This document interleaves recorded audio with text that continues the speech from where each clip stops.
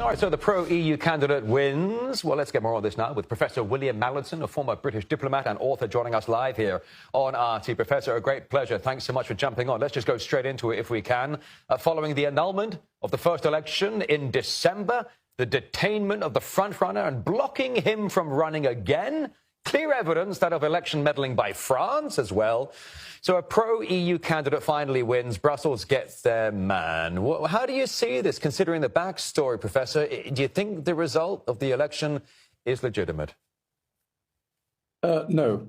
I think general point first is that we must remember that Romania is one of, according to Transparency International, one of the most corrupt countries in the world.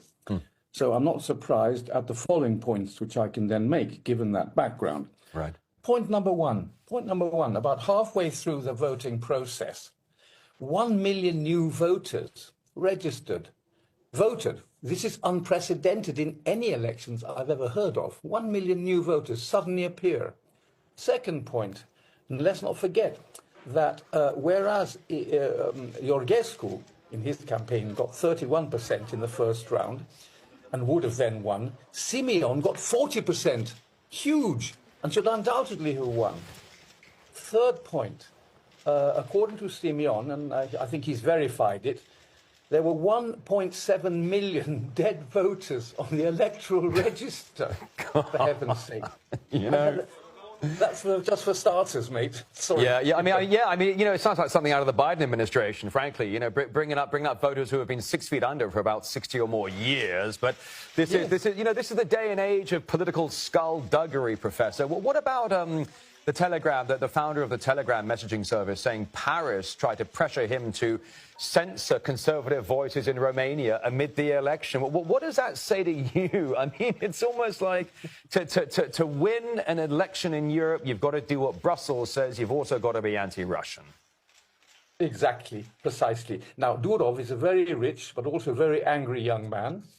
I think that he's absolutely right. Undoubtedly, this other young man called Nicolas Lerner, the head of the French intelligence, firstly internal and then external intelligence, by the way, obviously was told to put pressure on him, and he did refuse.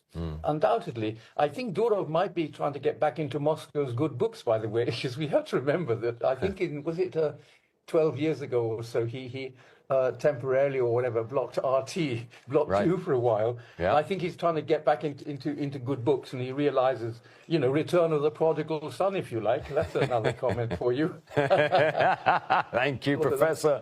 Hey, listen, can I jump in? Because, you know, look, it's not the first time we've seen Europe essentially trying to shut down voices it does not like. Take Marine Le Pen, for example, in France. Robert Fico, Slovakia. Hungary's Viktor Orban. What do you think the bloc is trying to achieve?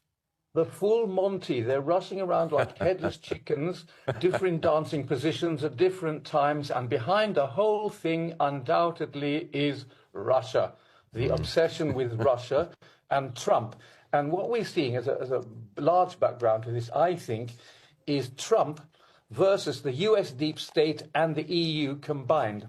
That's the backstage story, I suspect. Yeah. And it's fascinating because I really would love to know what Trump and Putin have been talking about, because this seems to me a bit of an arrangement backstage between Trump and Putin, which nobody will know for a few more months, I suspect. Yeah, I think it's a fair point. I mean, look, what about, I mean, look, you know, in Romania, with all the election interference, whether it's from Paris or Brussels, they've all been saying Russian meddling, the Kremlin, and a disinformation campaign. Do you think, I mean, honestly, mate, and tell me whatever the hell you think, but, you know, do you think the average taxpayer in Europe is still buying the whole Russia bad guy meddling story?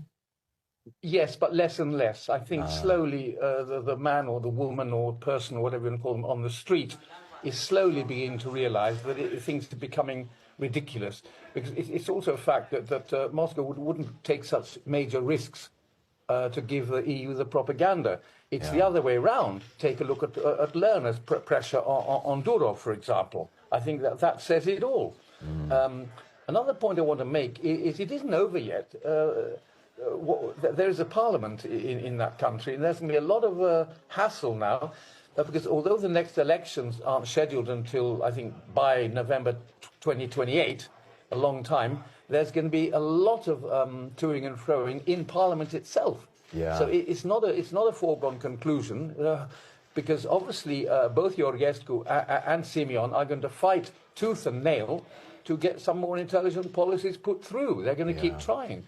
You can't get rid of them, and nor should you, because I think they probably together will represent the majority of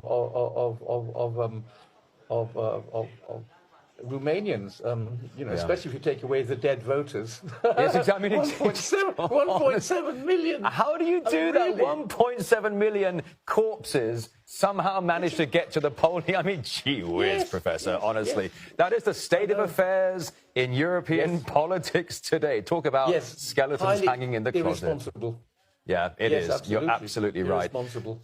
Well, Professor William Mallinson, it's always so good to get you on the programme, a former British diplomat and author with a wonderful sentiment towards today's geopolitics. Thank you very much for your time today. Well, geopolitics is a dirty game, isn't it? It really is. It's very sordid and seedy. Thank you, Professor. Yes. See you soon. Thank you.